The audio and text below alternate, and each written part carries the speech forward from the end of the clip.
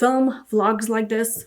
I love watching vlogs like this, but I feel like I have literally nothing interesting to say, and my days are pretty much the same every day. So I don't really like go out of my way to do new things or go new places. Like I have really bad, I guess you could say, why am I doing this? I don't ever do this. I don't know why I'm doing this. I'm tired. I just got back from the gym. I did leg day today, which there's like a 90-80% chance I won't be able to walk tomorrow, which is fine. This is your sign. If you are too scared to go somewhere and too anxious, maybe try it, because it's not that bad really. Usually a lot of the time you will build it up in your head to be something a lot bigger than it is. Yeah, so I woke up this morning. I edited my vlog for like a reading vlog, not really, like a bookish vlog that I've been meaning to do. And then I realized that I really like only have like 5 clips of content for that vlog. So I decided to like film my everyday life in a vlog content. I think I might start filming on my phone because this camera is a Canon 80D. And if you Google it, you will see how big it is and how difficult it is to carry it around. And though the quality is incredible and I love her, this is not a vlogging camera. I usually keep it stationary and I don't have a steady tripod for it. So I can't really like set it up somewhere. Usually I film right there on the chair or like right here. So I don't really usually move it anywhere. And if I do want to move it somewhere, I'll usually use my phone. But the quality isn't great. But now that the quality is like 4K on the iPhone, which is great. So I think I'm going to start doing that. But I just wanted to say, like, it's Tuesday and usually the reading vlog or a weekly vlog would start on a Sunday. But I figure better late than never. I'm going to start now. And maybe this will be like a form of video diaries for me. Every time I go to like edit the vlog, I'm like, bro, I literally do nothing with my day. And that pisses me off because I'm like usually sitting stationary over there talking about what I did, and I feel like that's very boring to watch. So this video series, this vlog will be a way of me challenging myself to, first of all, get more content. Second of all, do more things that are out of my comfort zone for the vlog, for the content. And I feel like I enjoy like watching people's vlog content, even if they do the same thing every day. I don't really find myself being bored. So I feel like, if anything, this can be like a video diary for myself in the future to look back on, see how I've changed over the years. I'm gonna go. Everyone in my house is at work or at school, and my brothers are playing video games. So that's that. I am gonna shower and then I'm gonna update you when I'm reading. And I cannot believe I've gone to the gym 3 days in a row. I cannot tell you, the last time I've gone to the gym this many times in 1 month was in September 2023. So that should tell you it's been September, October, November, December, January, February. It's been 5 months since I've done that. And I went to the gym in September 5 times in the entire month, which makes me so angry at myself because I'm literally paying the fee, which is expensive every month, to have this membership for the gym. And then I don't go, because if I don't go in the morning, usually I'm like, oh, this makes no sense. I don't know if like this is just me being anxious or what. If I wake up before work, because I usually leave the house at 7:30 for work, so that means I need to be at the gym by 5, so then I can be back home by like 6:30, so I can get dressed and leave in time. But if I miss my alarm clock, or if I wake up and it's cold and my car is frosty, then I don't go, and then I don't go after work either. So then I'm just paying to pay. Like, I'm not going, which pisses me off. Like, why are you going 5 days in a month that has 30 days? That's not even half of the month, which is wild. So I have decided it's a new year. I don't know how long this will last because I'm exhausted all the time now that I go to the gym. And today killed me. And yesterday I felt like I was gonna vomit while I was working out because I worked out without an energy drink, which not for me, dog. I feel like I'm just babbling now, so I'm gonna go. I've been talking for 11 minutes. That's wild. I'm gonna go shower. And then I'll get back to you with some more content, I guess. I'm gonna light my candle, which I got from Marshall's. It's so cute. It looks like a little cola thing, and it comes with a lid that looks like open can, which I think is cute. So I'm gonna light this. I'm gonna bite the bullet. I'm gonna read White Nights. And I'm really scared because, man, I don't know. Set in St. Petersburg, this is a deep and moving story of a young man battling with his inner restlessness. A light and tender narrative. It journeys deep into the torment and guilt of unrequited love. No! a timeless classic and a great addition to any lover of great fiction. It is, like I mentioned, 50 pages, 51 exactly. The font is tiny, but it's not bad. I'm used to like Fyodor babbling for pages and pages. This is what it looks like. I am nervous because I heard this is about a dreamer, like the guy. He dreams. That's his thing. He's a dreamer. He dreams. He spends most of his time like daydreaming, I guess. And he's so caught up in his dreams that he doesn't live his own life. Like, he doesn't go out there and live life because he prefers to live in his dreams. At least that's what I've heard about it, which makes me nervous because that is me. Literally, ask anyone I know. That is literally a description of me. So I'm scared that this is gonna make me cry. Like I mentioned, Amazon ripped it, and I hate that. We'll probably, oh, look at that. It says a sentimental story from the diary of a dreamer. Please don't talk to me. I cannot do this right now. Anyways, I'm gonna read this because it's something I've been meaning to read for a really long time now, and I keep hearing people talk about it, and if I don't know what it's about, I'm gonna lose my mind. So I'm gonna annotate it as well because I usually annotate books written by this man, which is only Crime and Punishment that I've read. But anyways, I enjoy annotating them because I feel like it breaks up the stream of consciousness that Fyodor writes with, because my God, does he write with a stream of consciousness. I swear to God, we be in a brain of a character 5 pages straight and nobody has uttered a word. It's just what's going on in their brain. So I feel like it's going to be a lot of that in this book, especially because it's about a person who dreams all his life. I'm gonna annotate it, and I'm just gonna use a pen. I'm not gonna use no highlighters, no tabs, no nothing. I'm just gonna use a pen, underline, and maybe write in the margins. And I'm so nervous, but I'm so excited, and I love this cover so much. This might be my favorite cover on my shelf, I'm not gonna lie. I'm gonna get to this, and if you see me crying in an hour or two, I don't know how long this will take me, because usually with Fyodor, his writing is very heavy and full of like things that take forever for me to understand. So I'm gonna get to it, and hopefully I don't get depressed after this because I cannot do this. I just read Beach Read last week. I cannot do this. Literally, today is Tuesday, the 13th, and I finished Beach Read last Tuesday, and I bawled my eyes out. It cannot be a weekly occurrence, you know? Like, I cannot be crying again this week. Hopefully this doesn't make me cry, but also I feel like I'll be disappointed if it doesn't make me cry. I'm babbling now. I'm gonna get on with it. I'm gonna read this book. Pray for me. Listen, I love the writing. I love the book, right? Obviously I'm underlining. But look at this. Like, is it ever that serious to where we don't get a paragraph break and then we go on? Are we okay? Like, are we okay? Why does he always do this? This stream of consciousness BS. Anyways, I am 21 pages in, and I'm enjoying it very much so far. I'm sick of this. I'm sick. Like, give me a paragraph break. I cannot focus. Okay, I'm back. I finished White Nights, literally just like 5 minutes ago. So it was first published in 1923, and I just wanted to bring that up because it feels so modern and so realistic to the real world. The thing that happens in the last 5 pages is crazy. I did not see it coming. It feels very realistic, and that is what makes it hurt so much more than it would have if it ended in the way that you would expect it to end. I gave this 5 stars. I underlined some lines in here. My God, there are some lines in here. This guy mirrors me so much, it's actually kind of insane. It's actually kind of insane. I'm not gonna lie to you. Like, listen to this. I am oppressed by such strange thoughts, such gloomy sensations, questions still so obscure to me are crowding into my brain. One thanks some people for being alive at the same time with one. I thank you for having met me.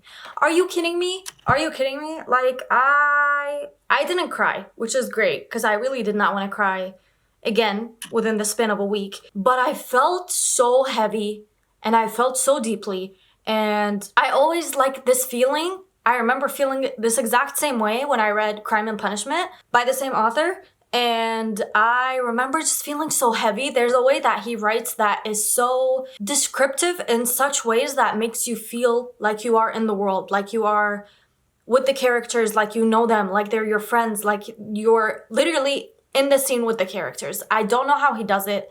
He's a genius when it comes to that. This was 52 pages. It took me an hour and a half to read it because I had to go back and reread some lines, and I underlined a lot of things in here. I will forever be thinking about this book. Genuinely, I am gobsmacked by how beautiful such a story can be when it's so short, but he gets his idea across so well that you would be stoned to not feel anything while reading this book. It's very beautiful. I wouldn't say like, oh, you think you know love and then you read this and then you realize you didn't know love. I don't say that. I say that it's so strange that over 70 years later, it still feels so relevant to the world that we live in and how love is seen and how love is experienced. And I see so much of myself in the main character. I love him.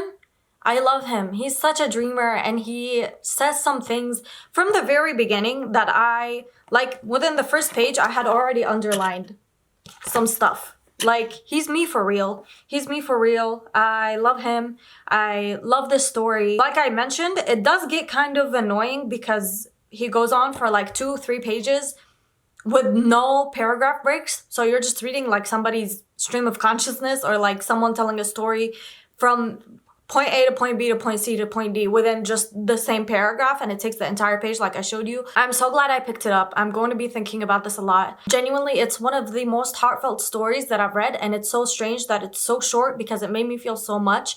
And I definitely recommend reading it. I do understand that classics can be a little intimidating, but I didn't find this one intimidating, and I understood it with no problem. And I usually have a lot of problems with classics, and I have to look up some words and what their meanings are. With this, it was very easy and it's very short. Even if you just read like 10 pages, or there's 5 nights that happen in here, and each night is described. So if you were to read night 1 on a day and then night 2 on a different day, I think that would work fine too.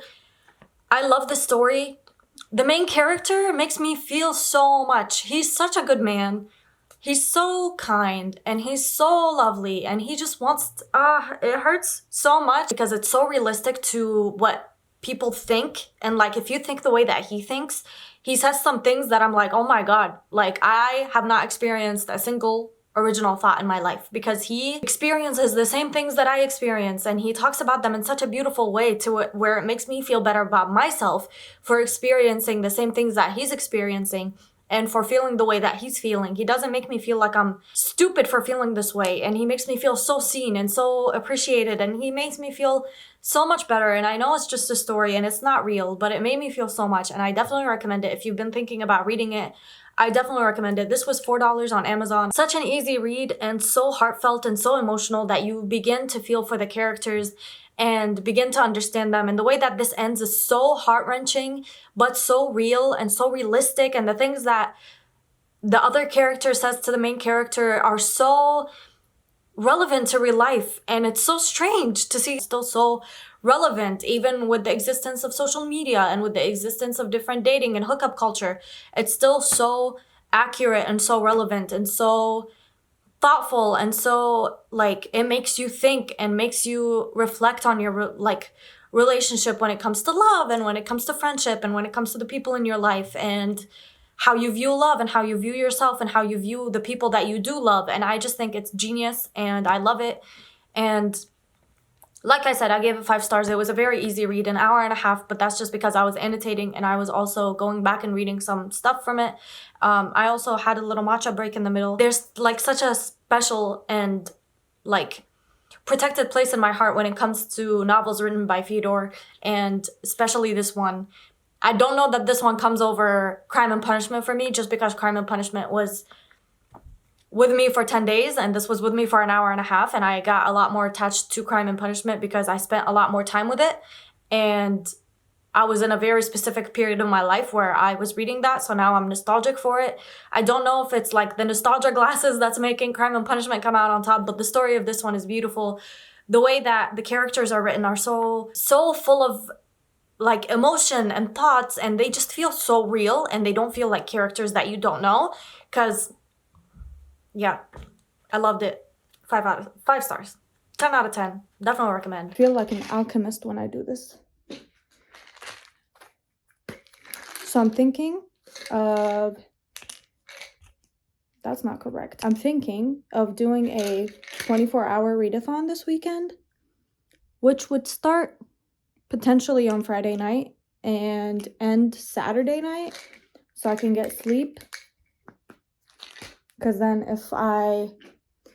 say I started like Friday night at 11 p.m., then that would mean I would finish Saturday night at 11 p.m.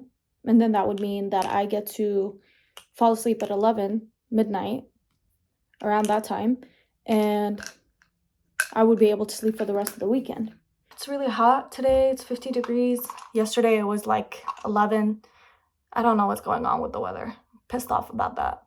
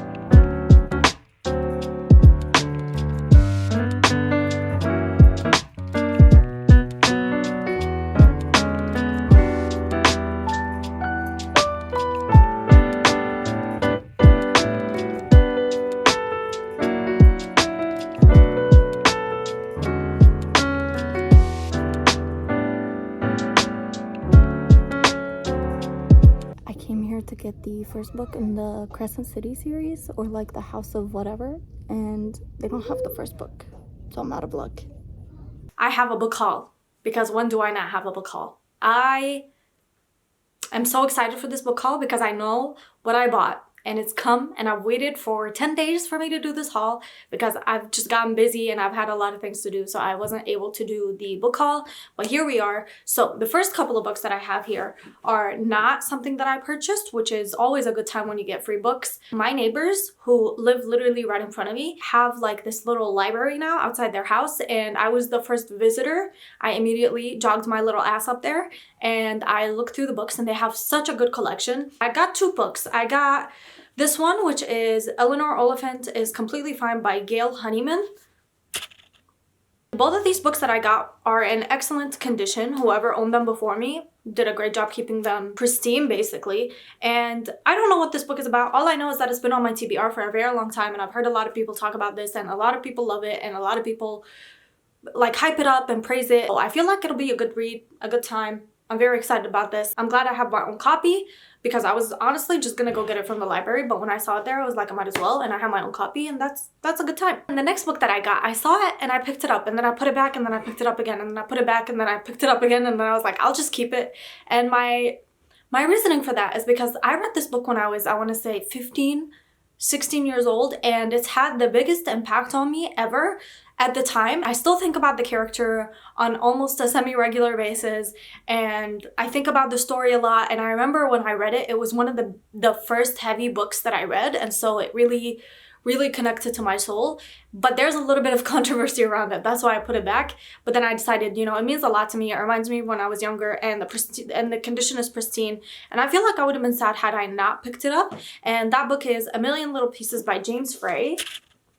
When I tell you, I saw this cover and my mind was transported to back when I was 16 and reading this book from the library, and how much I enjoyed it and how much I loved it and how much it really like, I remember feeling so pained for the character. If you don't know what this book is about this guy who is, I believe, addicted to drugs, and he goes to rehab to get better, and it's just a complete shit show and a complete mess, and I loved it and I enjoyed it, and like I said, I still think about it to this day. The controversy around it, from what I know, is that apparently the guy wasn't completely 100% truthful in the story because it's supposed to be his own story and what he went through when he was in rehab, but apparently it turned out that it wasn't completely honest and 100%, and so there was a little bit of controversy around that. I don't know if that's actually the controversy or if that's just me making stuff up that I don't actually remember, but I think there's a little bit of controversy around it or something like that. These are the 2 books that I got from the little library from my neighbors, God bless them, and I'm so excited to continue looking on there.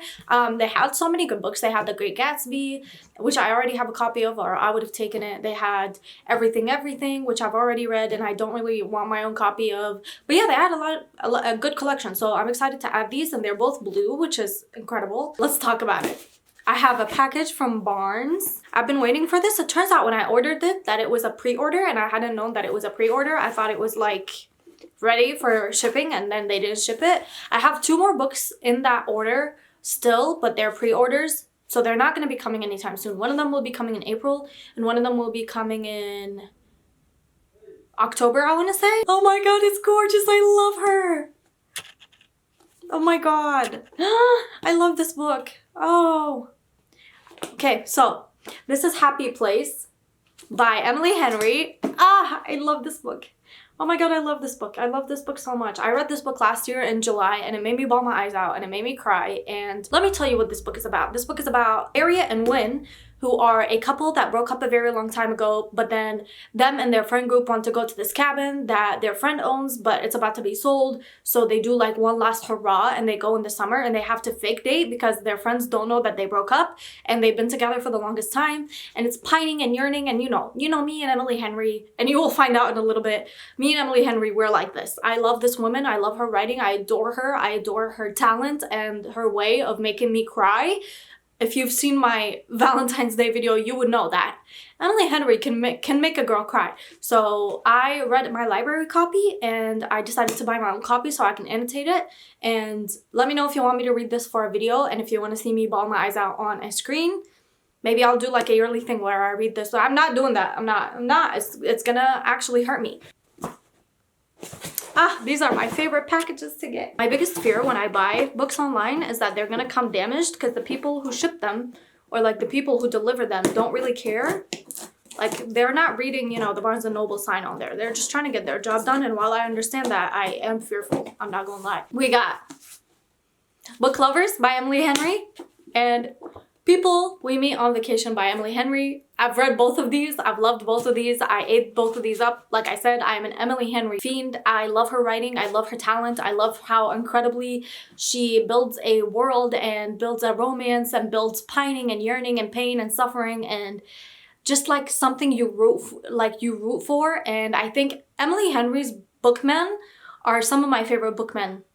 Period. Like, I love them. I read this one and I was a little bit iffy about it in the beginning, and then I ended up actually loving it. And I think this might be my favorite Emily Henry book. No, it can't be. I think Beach Read is my favorite. But I hesitate to say that because I read this maybe 2 years ago, and I read Beach Read like literally this year, a month ago, so I'm a little bit biased because it's a little bit fresher in my mind. Like I said, I wanted to buy both of these because I want to annotate them because they're my own copies. So if you want a video where I read all the Emily Henry books in one video and feel actually miserable, then let me know, because I'm definitely going to be reading all of these, and I'm going to be annotating them and making them my own and loving them. And I have forgotten pretty much everything that happens in all of these stories, so it'll feel like I'm reading them for the very first time. I read People We Meet on Vacation a very long time ago. I don't remember anything about the story. I don't remember anything about, I don't remember anything about People We Meet on Vacation, but I remember a little bit of Book Lovers and remember a little bit more of Happy Place because it's a little bit more recent. Like I said, very excited. I love these, and I have Funny Story coming in the mail in April, and then I have a special edition of Beach Read that's coming in October. So those are my pre-orders as of right now, and those are the only orders that I have on Barnes as of right now. But yeah, I'm excited for these. I love them. I think I want to make a shelf that's dedicated to Emily Henry, because I have these tiny little shelves over here that you can't see. But I have these books and I have Beach Read, and I think I want to put them on display, or at least put one of them on display. I love these books so much. Seeing them, looking at them actually hurts my soul. These are my new addition to my shelves. I love them. I love everything about them. I love all of them. I'm so excited to read Eleanor Oliphant Is Completely Fine. I kind of want to reread this one just to see what it's like to read it from from an adult point of view, because when I read it, I was still a minor. So I didn't really understand a lot of it. And I remember thinking that he was like one of the strongest people I know, or don't know, but have read about. And so I feel like it would be very interesting to reread this and look at it from the eyes of a grown-up. And I think I'm actually older than him, than he is in the story. So I don't know. Let me know if you want me to reread this for a different video. Maybe I'll do a video where I reread older books that I used to love or something like that. I'm gonna go find a place for them on my shelves. I think I'm overflowing now and I genuinely don't have any space. So something is gonna have to work out. Wish me luck. All right, you guys, that is it for this video. I hope you enjoyed. I know this was a very choppy vlog. I will try to make my vlogs a little bit more cohesive. I get a little bit shy filming my everyday life, so that's why this one was a little bit choppy and on different days, and I only got very little footage, even though this video is very long. I hope you enjoyed it nonetheless, and I will try. I think the next vlog that I will be making, I don't know if I want to make it a vlog or if I want to make it like a video of its own, but I got some book merch and some bookmarks and some new books, and so I'm excited for that. I don't know if I'm going to include it in the next vlog or if I'm going to make it like its own book haul, bookish haul video. Let me know down below what you think I should do. If I have enough, I probably will make it just its own video because I am unstoppable right now. Somebody needs to revoke my credit card rights because, girl, I be buying. Thank you so much for watching. If you've watched all the way towards the end, let me know if you've tried any of the books I talked about in this video. If you've read White Nights, let me know and what you thought about it. That is it for this video. Thank you so much for watching. If you watched all the way to the end, I really appreciate it. It means the world to me. I hope you have the best day. Treat yourself to something nice, and I will see you guys again next week with another video. Goodbye.